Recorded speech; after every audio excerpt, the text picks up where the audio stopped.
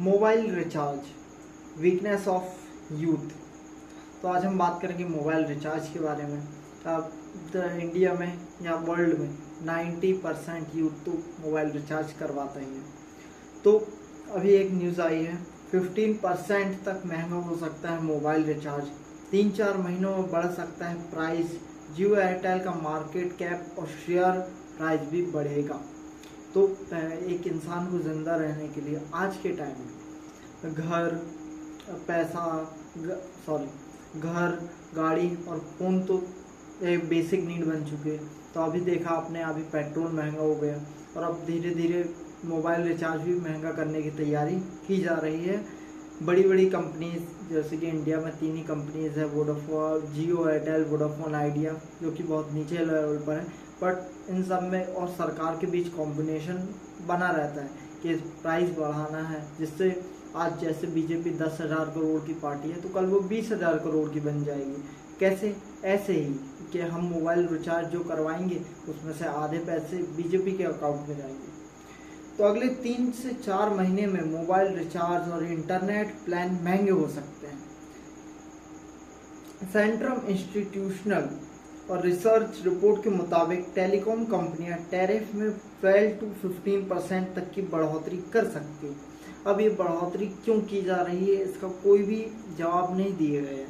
Reason क्या है? क्या आपको कॉस्ट पर ज़्यादा पड़ रही है? नहीं, इस सब का कोई भी जवाब नहीं दिए गए। सिर्फ इसलिए बढ़ाए जा रहे हैं क्योंकि लोगों को नीड है, पता है यूथ को रिचार्ज चाहिए, फोन चाहिए, लैपटॉप चाहिए, टेक्नोलॉजी चाहिए। तो इसीलिए इसका प्राइस बढ़ाया जा रहा है। इसका कोई बेसिक रीज़न नहीं है, इम्पोर्टेंट रीज़न नहीं है कि रीज़न आखिर है क्या। जैसे कि एक गाड़ी होती है, उसका प्राइस बढ़ता है तो उसका रीज़न ये होता है कि उसमें कॉस्टिंग बहुत ज़्यादा लग रही है, हमें पार्ट्स खरीदने पड़ रहे हैं, तो हमें पार्ट्स महंगे करने पड़े। जैसे अभी देखा, नॉर्मली कार्स का प्राइस ज़्यादा बढ़ा है, सुजुकी, टोयोटा वगैरह या टाटा का कार्स का प्राइस बढ़ा है। तो उसमें कंपनी ने कहा हमें स्पेयर पार्ट्स महंगे पड़ रहे हैं, इसीलिए हमें प्राइस बढ़ाना पड़ रहा है। लेकिन वहीं अगर मोबाइल रिचार्ज की बात करें तो इस पर कंपनी को किस चीज़ का कॉस्ट ज़्यादा पड़ रहा है उसके बारे में कुछ भी नहीं कहा गया है, और सिर्फ इतना कहा गया है कि 15% तक प्राइस बढ़ सकता है आने वाले 3-4 महीनों में। तो भाई सरकार को इन सब चीज़ों में इंटरफेयर करना चाहिए कि इन सब चीज़ों से क्या होगा, एक मिडिल क्लास फैमिली का लड़का लड़की बच्चा जो जिसके ऊपर लोड बढ़ेगा। आप स्टडी पर फोकस नहीं कर रहे हैं, आपको रूल्स लाने चाहिए मेनली स्टडीज़ पर। तो जो सरकार रिचार्ज से पैसे कमाने के बारे में सोच रही होती वो कैसे सोचेगी कि हमें स्टडी के लिए, पर शिक्षा के लिए नए नए रूल्स बनाने हैं। तो रिपोर्ट के अनुसार मार्केट में अब मुख्य रूप से 3 प्राइवेट कंपनियां और 1 सरकारी कंपनियां हैं, यानी कि Jio, Airtel, Vodafone Idea and BSNL. तो बीएसएनएल कंपनी ही बची हुई है, ये 4 कंपनियां, जिससे कंसोलिडेशन यानी बाजार सिमट गया है।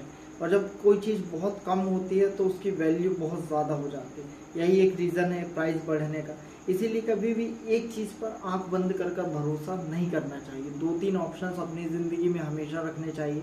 जैसे कि आप पॉलिटिक्स में देखो, आप करियर में देखो, किसी भी चीज़ में आप एक ही इंसान को अगर वोट देंगे, जैसे बीजेपी, पूरी कंट्री में बीजेपी सबसे ज़्यादा पावरफुल पार्टी बन चुकी है।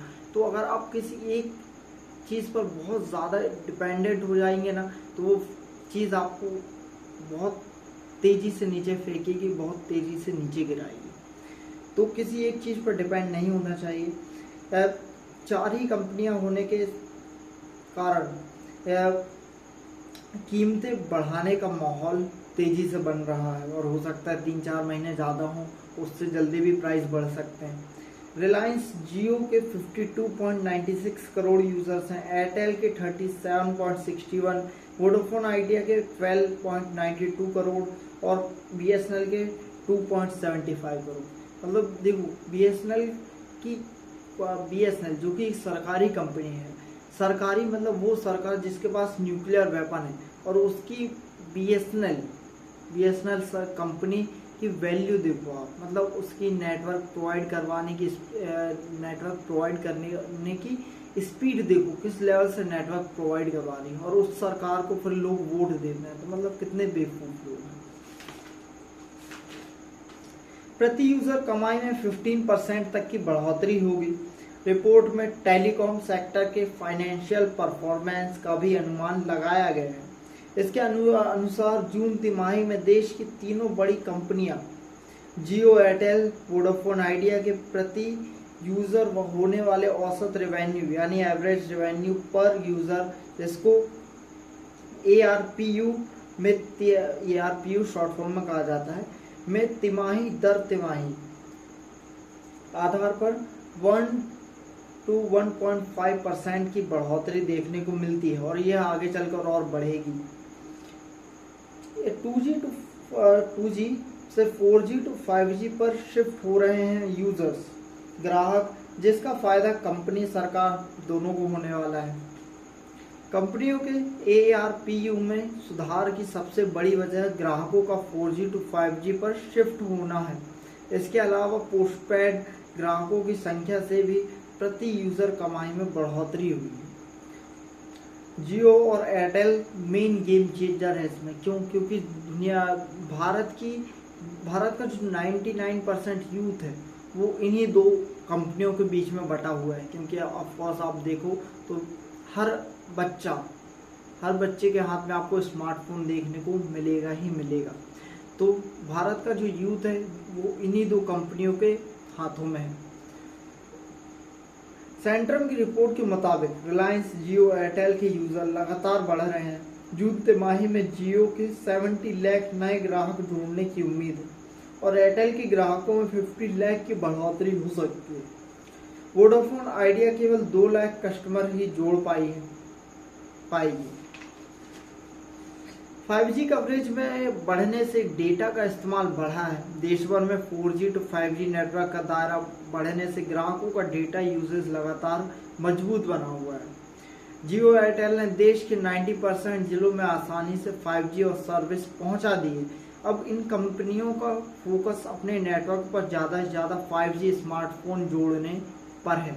आप देखो तो मतलब आपको जैसे नॉर्मल एक लड़का है मिडिल क्लास से, अब वो मान लो 10-12,000 की जॉब कर रहा है, अब उसमें से 400-500 रुपीज़ का मंथली रिचार्ज करवा रहा है।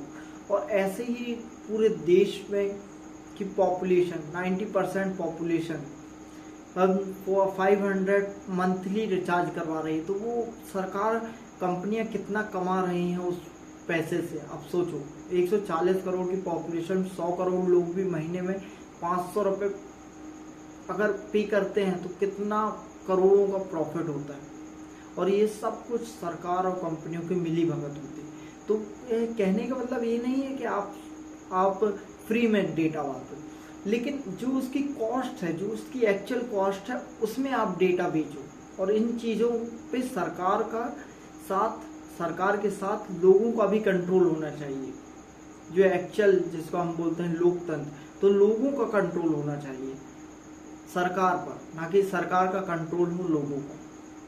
साथ ही दोनों कंपनियां 5G FWA यानी फिक्स्ड वायरलेस एक्सेस और फिक्स्ड ब्रॉडबैंड सेगमेंट में भी तेजी से आगे बढ़ रही हैं, क्योंकि इस बाजार में अपनी ग्रोथ की काफ़ी संभावनाएं हैं। आगे चलकर ये बाजार और बढ़ेगा, ना कि घटेगा। वी की बात करें वोडाफोन आइडिया, तो कमज़ोर कस्टमर ग्रोथ के बावजूद कम से कम BSNL से तो आगे ही है। देश में अपना 5G नेटवर्क तेजी से बढ़ा रही है वोडाफोन आइडिया। फिलहाल वोडाफोन आइडिया का 5G नेटवर्क करीब 100 शहरों में पहुंच चुका है और कंपनी इसे तेजी से बढ़ा रही है और कंपनी का गोल है कि इसे और आगे बढ़ाया जाए। और एयरटेल और जियो का भी गोल तो इससे काफ़ी बड़ा है, बट डिपेंड करता है कि गोल है, उद्देश्य है। BSNL का क्या उद्देश्य है? वही जो सरकार का उद्देश्य है कि अपनी पार्टी को और आगे लेके जाना है, ना कि देश को आगे लेके जाना है। एक पार्टी जो सत्ता में आती है उसका उद्देश्य होना चाहिए कि वो देश को आगे लेके जाए, ना कि अपनी पार्टी को लेके जाए। जब BJP आई थी सत्ता में तब वो 2000 करोड़ की पार्टी थी, आज वो 10,000 करोड़ की पार्टी है। तो देश आगे नहीं बढ़ रहा है, BJP आगे बढ़ रही है। तो आप आगे नहीं बढ़ रहे हैं, पार्टी आगे बढ़ रही है। तो जब आप आगे नहीं बढ़ेंगे तो देश कैसे आगे बढ़ जाएगा? तो देश को आगे बढ़ाना है तो सबको साथ मिलकर आगे बढ़ना होगा। तो thank you so much guys watching my video. ऐसी नॉलेज वाली वीडियो के लिए मेरे साथ जुड़े रहिए। मेरा नाम है Rajesh Chaudhary. Thank you so much.